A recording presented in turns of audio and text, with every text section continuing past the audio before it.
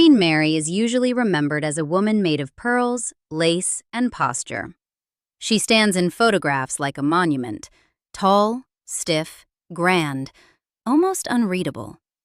The word people reach for is regal. But regal is too soft. Queen Mary wasn't merely regal, she was ruthless. She collected jewels, houses, children, daughters-in-law, family secrets, and dynastic obligations with the same cold sense of purpose. She understood earlier than almost anyone that the monarchy wasn't protected by affection. It was protected by discipline. And if discipline required silence, humiliation, emotional distance, or treating what she believed belonged to the crown as simply belonging to the crown, Queen Mary didn't flinch. She spent 43 years as queen, queen mother, and institutional anchor. When James Pope Hennessy published his authorized biography of her in 1959, he described the abdication of her eldest son as the emotional climax of the book, and wrote that she had put country before everything else. That phrase is the key to the entire life. Country before everything. Crown before family. Duty before comfort. Before love. Her power came from her willingness to treat the royal family not as a family, but as an institution whose survival mattered more than anyone's comfort, including her own. The photographs do their work well. The National Portrait Gallery holds 411 portraits associated with Queen Mary. Across those hundreds of images, taken by photographers from W&D Downey to Hay Wrightson, the same figure emerges. Erect posture, structured toque hat, long skirt, elaborate ropes of jewels, a face that communicates nothing unguarded. One 1911 silver gelatin portrait shows her wearing Queen Adelaide's tiara. The tiara itself, a piece of inherited dynastic weight, resting on the head of a woman who had spent years learning to look as though she had always worn exactly this. Her fashion was notably conservative, even by the standards of her own era. The toque hats, the long skirts, the archaic formality of her silhouette, these weren't accidents of taste. They were a declaration. While other royal women modernized across the 1920s and 1930s, shortening hemlines and softening silhouettes, Queen Mary held her ground. Every photograph from 1910 onward looks almost interchangeable with photographs from 1930. That was intentional. She was a monument, and monuments don't follow fashion. They persist. The Silver Jubilee of May 1935 fixed the image for millions of people who would never see her in person.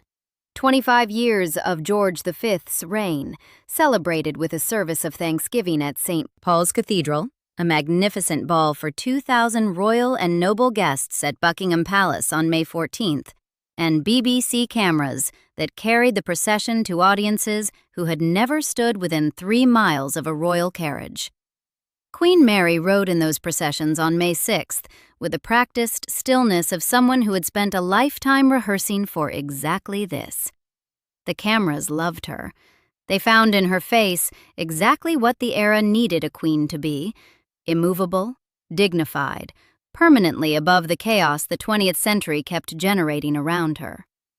2 years later, on May 12, 1937, she attended George VI's coronation at Westminster Abbey, dressed in mourning black for her dead husband George V, the first time in modern history that a dowager queen had attended the coronation of her successor. Witnesses described her as a figure of regal dignity. The press found no other word. That single decision, to attend, to be present, to show publicly that the institution continued without interruption, was itself an act of institutional discipline. She wasn't grieving privately while her son was crowned. She was there, in her seat, in black, watching the crown move forward. The Royal Photograph Collection holds 33 personal albums she curated herself, containing over 12,000 photographs documenting royal tours, official events, and family life from 1880 to 1952. She didn't merely appear in photographs. She organized them. She cataloged her world obsessively, the way people do when they understand that images outlast feelings, and that the historical record is something to be managed rather than left to accident. Pope Hennessy's preparatory notes for his biography, later published by Hugo Vickers as The Quest for Queen Mary in 2018, describe her keeping careful notes about the objects and pictures in every house she visited, stored in a chiffonier in what was her boudoir.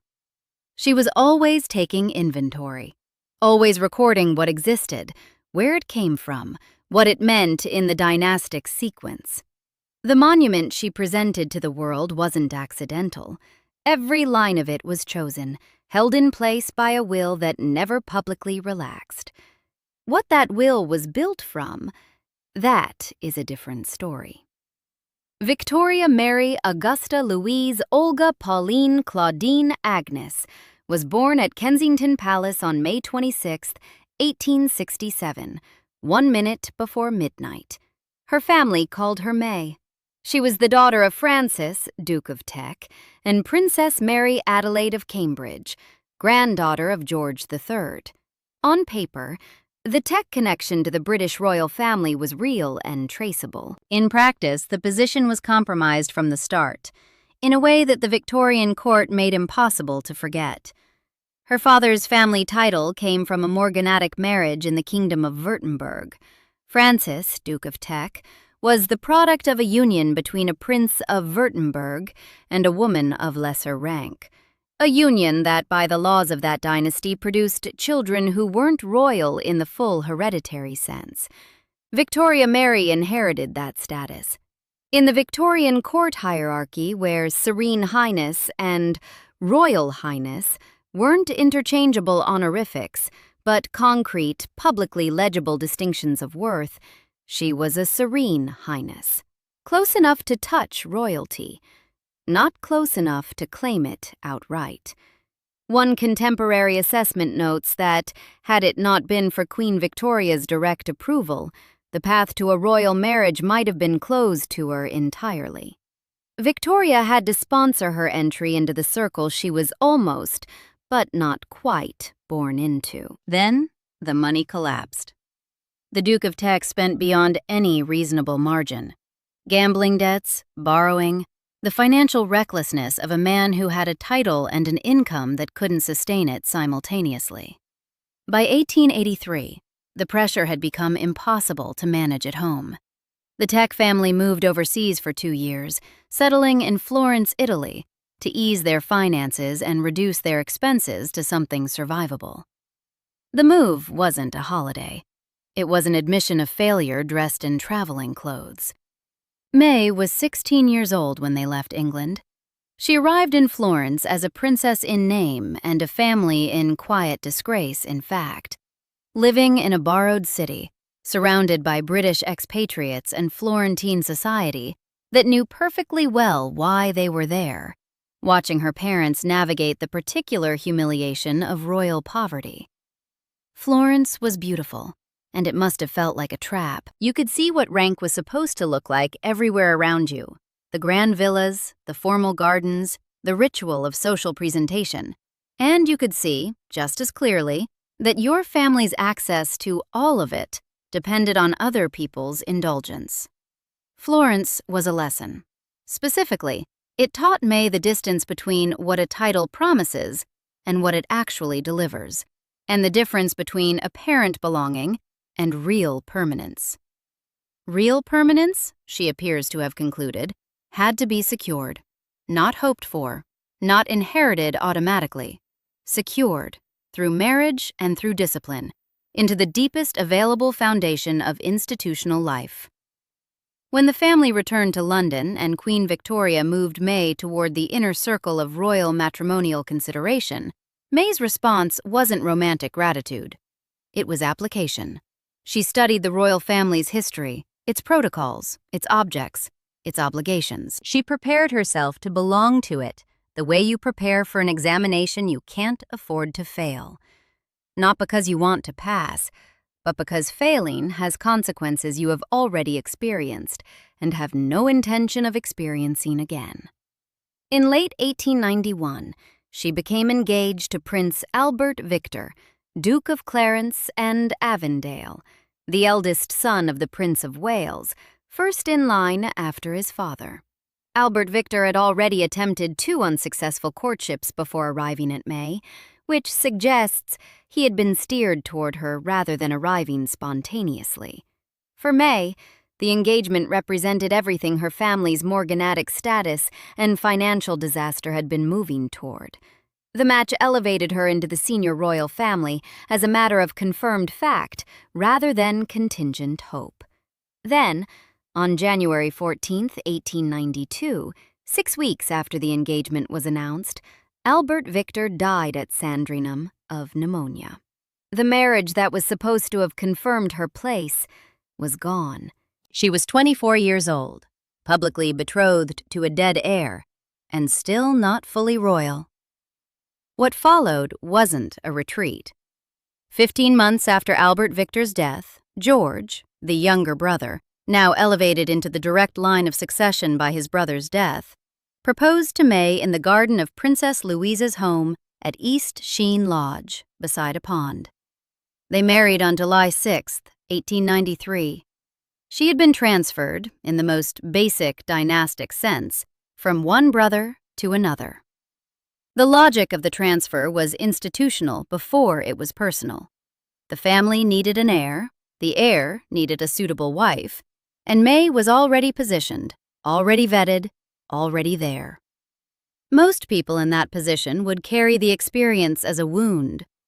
May seems to have carried it as a clarification. She had learned, at a cost the rest of her life would reflect, that permanence resided in the institution, never in the individual. Individuals died without warning. Dynasties, if properly managed, didn't. George V became king on May 6, 1910, following the death of Edward VII. Queen Mary became queen consort, and the long institutional partnership that would define both their reputations began in earnest. The press of the interwar period liked to describe the marriage as an example to the nation. An Australian newspaper in 1935 called it the idyllic married life of King George and Queen Mary, which gives some sense of the public image they projected and very little sense of what the marriage actually contained. George wrote to May every day they were apart.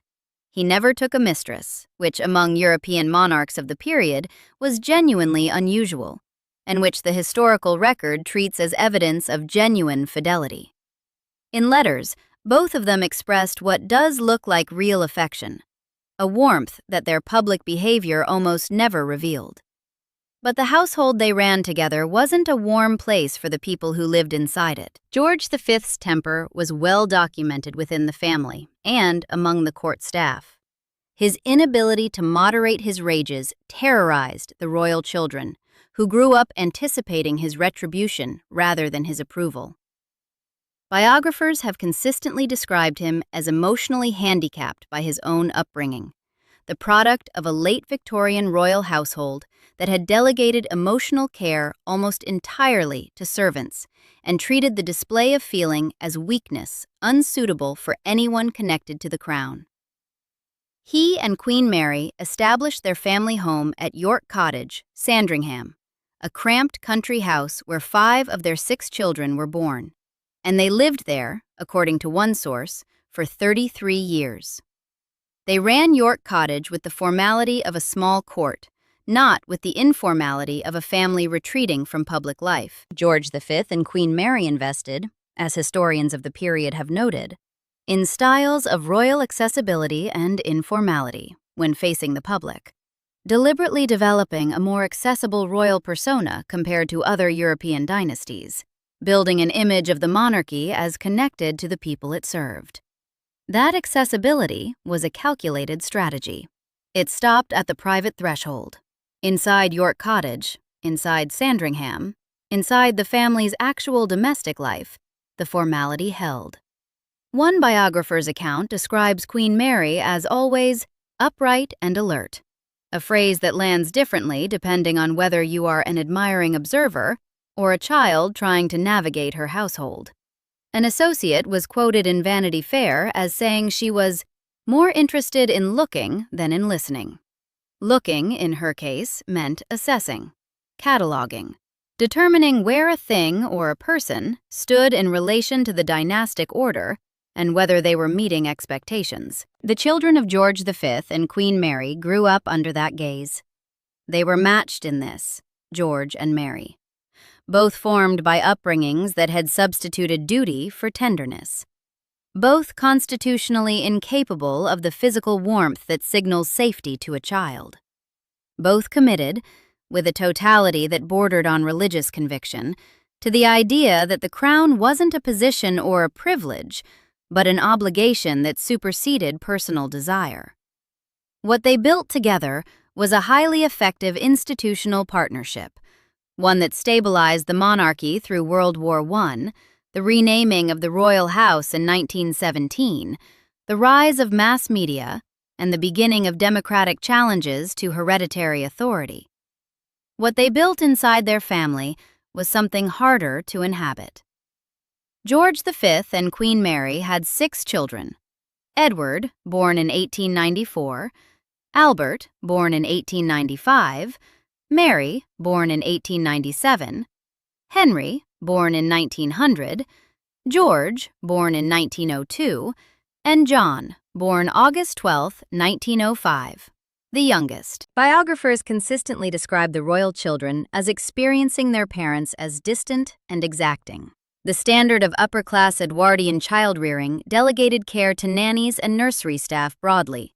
This wasn't unique to the Windsors, but the emotional register at York Cottage appears to have been unusually cold even within that convention. The nanny initially employed to care for Edward and Albert reportedly mistreated both boys. One account describes her pinching baby Albert before handing him to Queen Mary, so that he would cry in his mother's arms and be returned quickly. Queen Mary and George V, according to multiple accounts, failed to detect this abuse for a significant period. When they did discover it, the nanny was dismissed. But the damage that comes from reading that episode isn't simply about one nanny's cruelty. It's about the delegated structure that made such cruelty invisible. No one was watching, not because the parents were cruel, but because they were elsewhere.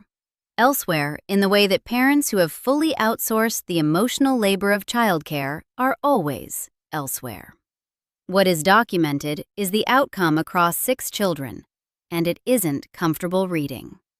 Edward, the eldest, the future Edward VIII, grew up into a man constitutionally incapable of accepting constraint, restless to the point of self-destruction, with emotional needs that his parents' household had consistently declined to name as legitimate.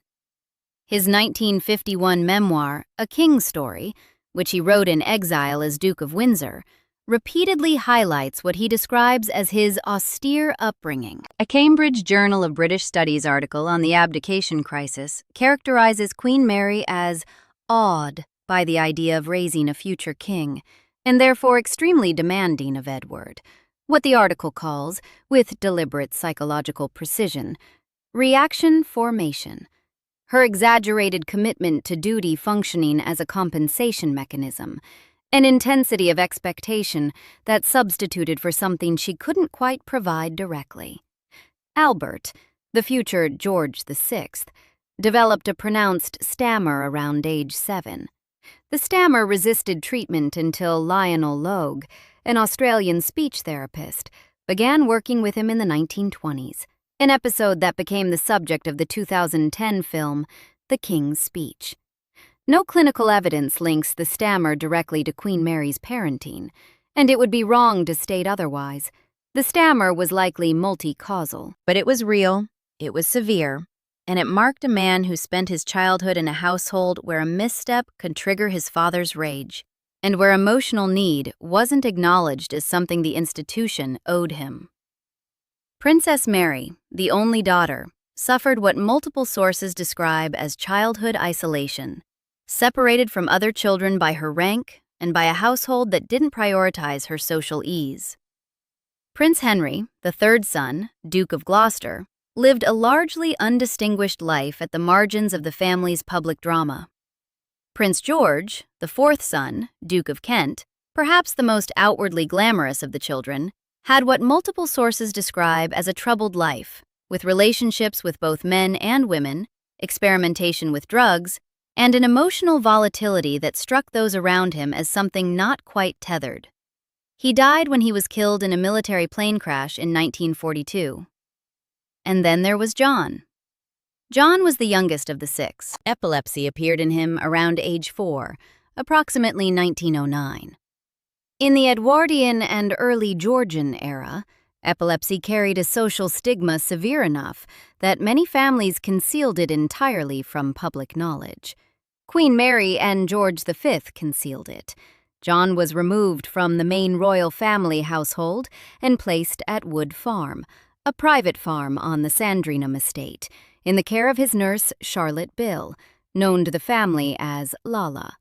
He lived there in effective separation from the main family. His siblings visited, his parents visited. The accounts of those visits vary in tone from source to source. What does not vary is the basic fact. John lived apart, his epilepsy hidden from the wider world, his existence managed as a matter that couldn't be publicly integrated into the Windsor image. His illness wasn't released to the public until after his death. On January 18, 1919, following a severe epileptic seizure in the night, Prince John died at Wood Farm. He was 13 years old. He had lived his final years in a farmhouse on the family estate, cared for by a nurse, largely invisible to the millions of people who knew the names of every other royal child. No documented statement from Queen Mary about his death survives in the sources accessible to historians working outside the royal archives. What the record shows is that his life was managed as a condition to be contained, rather than a child to be publicly raised. Whether that reflects the deliberate coldness of a particular woman, or the genuine boundaries of what medical understanding and social tolerance made possible in Edwardian England, is a question that resists a clean answer. It was probably both. She was a woman of her era, with all its specific cruelties built in. She was also a woman who had already learned, through her own early life, to treat disorder and embarrassment as things to be quietly removed from view. Wood Farm was, in its own way, a solution of the same kind as Florence. Something inconvenient, somewhere out of sight. The same instinct that managed disorder ran through her collecting, but there it expressed itself in accumulation rather than removal. The Royal Collection Trust records establish that Queen Mary was among the most significant contributors to the royal collection across the 20th century. Apollo magazine described her as holding joint sway over the entirety of the royal collection, then, as now, one of the largest surviving private collections in the world. One biographer put the practical reality plainly. There is scarcely a piece of furniture in a royal residence without a Queen Mary connection. She was everywhere in the collection, in every room, across every house. The doll's house, built for her at Windsor between 1921 and 1924, is the largest and most famous in the world. It was stocked with miniature versions of everything a palace should contain. Books no larger than a thumbnail, wine bottles the size of a fingernail, working plumbing at 1/12th scale. The craftsmanship is extraordinary, but the psychology is more interesting than the craft. Queen Mary commissioned a world she could control entirely, at a scale that made control absolute. Every object in the doll's house is exactly where she put it. Nothing is out of place. Nothing can move unless she decides it moves. It's, in miniature, the same instinct she applied to the actual royal residences and, in a certain light, to the actual royal family. She catalogued her world with unrelenting attention. Pope Hennessy's preparatory notes describe her keeping careful records of the objects and pictures in every house she visited. Notes stored in a chiffonier in her boudoir, organized and cross-referenced in the manner of someone building an institutional record, rather than indulging a personal interest. An associate quoted in Vanity Fair said she was more interested in looking than in listening. In every room she entered, she was taking inventory. The London Review of Books, in a 2018 essay by Rosemary Hill, offered what is probably the most precise formulation of what this meant in practice. It was often said of Queen Mary that as a collector, she exercised a kind of droit de seigneur, indicating the objects in any house she visited that she wanted, and owners felt compelled to give. The London Review of Books isn't a tabloid. Droit de seigneur, the Lord's right, is a precise and charged formulation, implying that the power differential between Queen Mary and any aristocratic host was sufficient to transform admiration into effective transfer. Whether specific acquisitions crossed into documented compulsion remains unconfirmed by public archives, and intellectual honesty requires leaving that gap exactly where it is. What the record does confirm is the philosophy underlying the collecting. Queen Mary viewed objects not as personal possessions, but as dynastic property, things that belonged to the crown regardless of where they physically sat, pieces of the continuous story of the monarchy that needed to be gathered, held, and passed forward. Shakespearean objects, Georgian furniture, royal jewels from estates that had been dispersed across the aristocracy, all of it represented continuity, and continuity was what the institution needed to project. She wasn't hoarding, she was building an archive. The distinction mattered to her, and it's probably fair to grant it. The women who married into Queen Mary's family discovered that the same institutional logic applied to them. When Prince Albert, the future George VI, became determined to marry Lady Elizabeth Bowes-Lyon, Queen Mary's initial response was complicated. Elizabeth was the daughter of the Earl of Strathmore, a peer but not a royal. Albert was the second son of a king, and princes had historically been expected to marry princesses. Queen Mary had concerns about the match's precedent. Some accounts suggest she raised those concerns. What is documented is what happened next. When Albert made clear he would marry no one else, Queen Mary traveled north to Glamis Castle to see for herself the young woman her son wanted. She came away convinced that Elizabeth was right for her son, and then, characteristically, she refused to interfere further. She had assessed the situation, reached a conclusion, and stepped back. The engagement was announced on January 16, 1923. They married at Westminster Abbey on April 26, 1923. Queen Mary didn't become a warm mother-in-law. One biographer wrote that Elizabeth Bowes-Lyon, entering the family, lacked a royal playbook on how to deal with her husband's formidable mother, Queen Mary. The word formidable is doing real work in that sentence. It isn't the description of a woman who puts you at ease. It's the description of someone whose approval you must earn, and whose standards you must learn, because the alternative isn't comfortable to contemplate. Their eventual relationship was described by multiple sources as genuinely excellent, but it was excellent on Queen Mary's terms, within the hierarchy Queen Mary maintained. Elizabeth understood her role within the dynastic structure and performed it with competence. Queen Mary recognized competence. She rewarded it with something that functioned like warmth, at the appropriate distance. Princess Marina of Greece and Denmark, who married Prince George, Duke of Kent, in 1934, was received with approval. George V and Queen Mary both concluded she was, as one contemporary account put it, a stabilizing force in George's life. The vocabulary is revealing. Not that she was charming, or that they liked her personally, or that the wedding was beautiful. That she was stabilizing, that she would reduce the disorder George's life had generated and bring him into conformity with the standards the institution required. Marina herself demonstrated she had absorbed the institutional code perfectly when, in 1937, she declined to meet Wallis Simpson. She had learned from the woman who approved her entrance. Wallis Simpson received the full weight of Queen Mary's disapproval, and it was without exception. Queen Mary made clear she considered Mrs. Simpson entirely unsuitable to be the wife of a king. No formal meeting between them is documented anywhere in court records, memoirs, or contemporary accounts. When Wallis Simpson wrote a letter to Queen Mary, apparently hoping for some acknowledgement, some human connection across the wall that had been built around her, Queen Mary didn't reply. The letter went unanswered. Andrew Morton's book, 17 Carnations, attributes to Queen Mary a line that captures her position with complete economy. Now we haven't met, and I would like to remain quite outside the whole affair. Sit with what that sentence accomplishes. It establishes the distance, we haven't met, as a deliberate condition rather than an accident. It frames that distance as preferable, and it closes the door entirely.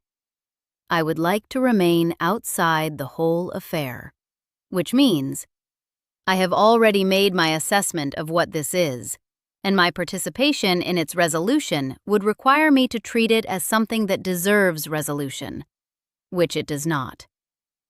The letter from Wallis Simpson received no response, because responding would have implied the possibility of engagement. Queen Mary didn't engage with threats. She closed off from them. December 11th, 1936. Edward VIII had been king for less than 11 months. He had ascended on January 20th, 1936, the day his father died. He abdicated on December 11th. In between, he had made clear to Prime Minister Stanley Baldwin, to the cabinet, and ultimately to the nation that he intended to marry Wallis Simpson, and that he understood he couldn't do both, be king and have Wallis. He chose Wallis. The constitutional crisis it triggered absorbed the British government so completely that Anthony Eden, the Foreign Secretary, later recalled waiting months for a proper meeting with Baldwin about the deteriorating situation in Europe. The continent was moving toward war. Britain's political leadership was managing a personal problem in Buckingham Palace. Newsweek reported in December 1936 that the situation had become worldwide scandal surrounding the British crown. Edward wasn't merely a man in love. He was a king whose personal life had become a structural threat to the institution Queen Mary had spent 4 decades maintaining. Pope Hennessy's 1959 biography describes Queen Mary's response to the abdication as the emotional climax of the book. He writes that the shock of Edward's decision to his mother, a mother who put country before everything else, was the defining crisis of her later life. The same biography notes that she scolded him, not wept, not begged, scolded. The vocabulary of correction applied to a man old enough to be king. She wasn't presenting herself to him as a grieving mother. She was presenting herself as the institution's representative, exercising its judgment. What is documented in the accounts from that final evening is a gathering at Fort Belvedere that Edward described as passing pleasantly enough under the circumstances. His mother and his sister Mary had come down from London. His 3 brothers, Albert, Henry, George, were there. At dinner, they spoke of the dead King George V, bringing him into the conversation as the measure against which everything was being weighed, the standard that was being violated, the man whose sense of duty had made the current crisis unthinkable by his own example. The next morning, Edward abdicated. Queen Mary reportedly wrote or said, the phrasing appears consistently enough across multiple sources to carry weight, though the primary letter is held in the royal archives, that she had seen 3 great monarchies brought down by their failure to separate personal indulgences from duty. She named the dynasties, or they were named around her. The Russian Romanovs in 1917, the German Hohenzollerns in 1918, the Austro-Hungarian Habsburgs in 1918. 3 of the great European royal houses collapsed within a single year because individuals within them couldn't subordinate personal desire to institutional necessity. She had watched it happen. She had been Queen Consort of Britain when it happened. And now her eldest son was proposing, in miniature, and in a constitutional democracy rather than the chaos of war, to do the same thing. She chose the institution. The Cambridge Journal of British Studies article on the abdication characterizes her commitment through the lens of her reaction formation, the exaggerated intensity of her investment in duty as a kind of psychic structure built over the fault lines of her own early experience. A woman who had grown up watching her family's rank fail to protect them from financial humiliation, who had been transferred between brothers like a piece of dynastic furniture, who had watched the European order she was born into collapse around her. Such a woman does not make the institution optional. She makes it absolute, because it's the only thing she has ever trusted. Edward became the Duke of Windsor. He married Wallis Simpson in France in June 1937. No member of the British royal family attended the wedding. Wallis was never received by Queen Mary. The relationship between mother and exiled son remained, by all accounts, permanently altered. His memoir describes his upbringing as austere. Whatever specific language he used about Queen Mary across those pages, the portrait that emerges is of a man who spent his entire reign, all 11 months of it, unable to bridge the gap between what he needed personally and what she had been requiring of him institutionally since childhood. The abdication wasn't a surprise. It was the ending that their particular collision had always been building toward. George VI, Bertie, the stammering second son who had spent his childhood expecting never to be king, now wore the crown. He wore it because his mother's code had built a structure around him, and when the crisis arrived, that structure was the only thing standing between the dynasty and chaos. He was anxious. He was constitutionally unprepared for what had been dropped onto him. His stammer, which had required years of work with Lionel Logue to manage into something functional for public speaking, made every formal address a physical ordeal. But he was obedient to the institution in a way Edward had never managed to be. And obedience, structured, sustained, institutional obedience, was what Queen Mary had been selecting for in all of her children from the beginning. Lady Elizabeth Bowes-Lyon became Queen Consort on December 11, 1936, the same day the abdication was signed. She brought her own considerable gifts to the role, a warmth that was genuine, a public instinct that was close to extraordinary, a capacity for making individual people feel that she was fully present with them that Queen Mary had never possessed and had perhaps never tried to develop. Adolf Hitler would later describe her, according to one wartime account, as the most dangerous woman in Europe, a measure of how effectively her warmth functioned as a political instrument. Those were her own tools, developed from her own character. But the architecture underneath them was the same architecture Queen Mary had built. Elizabeth's letters to Queen Mary during the abdication crisis show the transmission happening in something close to real time. Writing to her mother-in-law in November and December 1936, she used a register that mirrored Queen Mary's own institutional language, the crown as obligation, the family's private feelings as secondary to the dynasty's public continuity. When she wrote to Queen Mary on November 17, 1936, she described the situation as something the family had to manage without losing its collective footing. She was already thinking institutionally. She had been taught to, by proximity to a woman who thought in no other terms. When George VI's coronation took place at Westminster Abbey on May 12, 1937, the same date originally set for Edward VIII's coronation, kept, deliberately, Queen Mary watched from the royal gallery. Her presence was a statement. She had attended the coronation of a successor, something no dowager queen had done in modern British history. She was showing the institution, and the watching world, that the succession had been handled, that the crown had moved forward without rupture, that she endorsed the transfer completely. Everything in her bearing communicated, this is correct. This is how it's supposed to work. The individual failed. The institution continued. Elizabeth Bowes-Lyon modified the template she had inherited. She understood that the monarchy in the age of radio and mass newsreel coverage needed to feel accessible in a way that Queen Mary's generation had never required, that the 20th century demanded a crown that could be loved as well as respected. She built the warm public face the institution needed for the middle of the century. What she built it on? The structural commitment to the crown over the individual. The hierarchy that placed institutional duty above personal comfort. The understanding that a royal wife's primary obligation was to the dynasty rather than to herself. That was recognizable from where it came.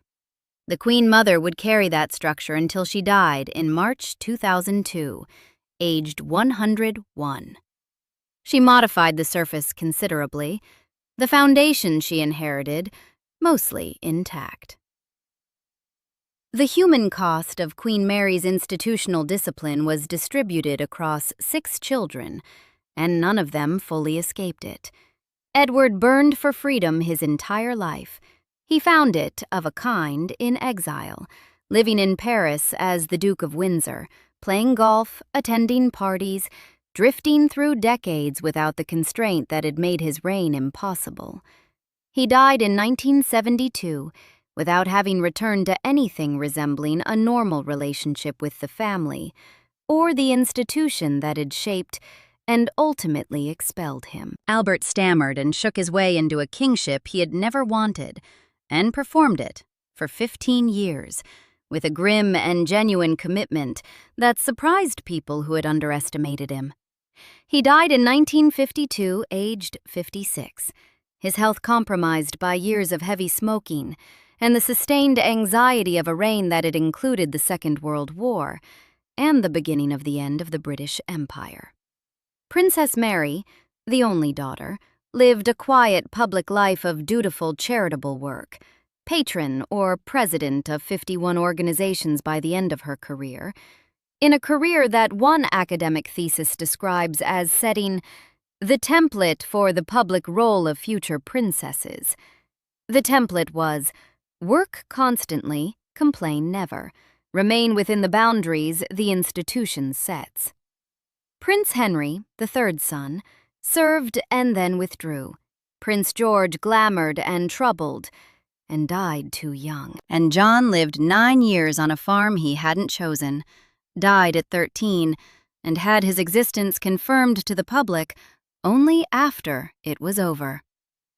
Historians assess all of this carefully, because the anachronism problem is real. Upper-class Edwardian child-rearing delegated childcare to staff broadly. The royal nanny and the royal nursery weren't pathological inventions of a uniquely cold family.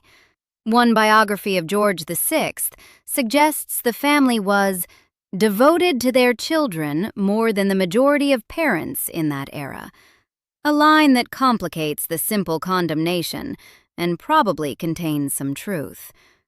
On a relative scale, George V and Queen Mary may indeed have been more present than many of their peers.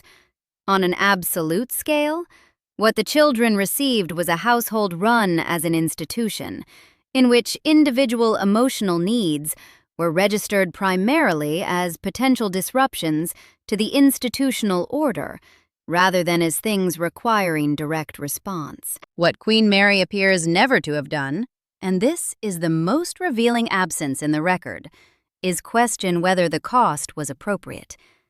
There is no documented expression of regret about the distance she maintained, no letter acknowledging that her children experienced her as unreachable, no recorded conversation where she admitted that the structure she had built might have asked too much of people who were, whatever else they were, also her children.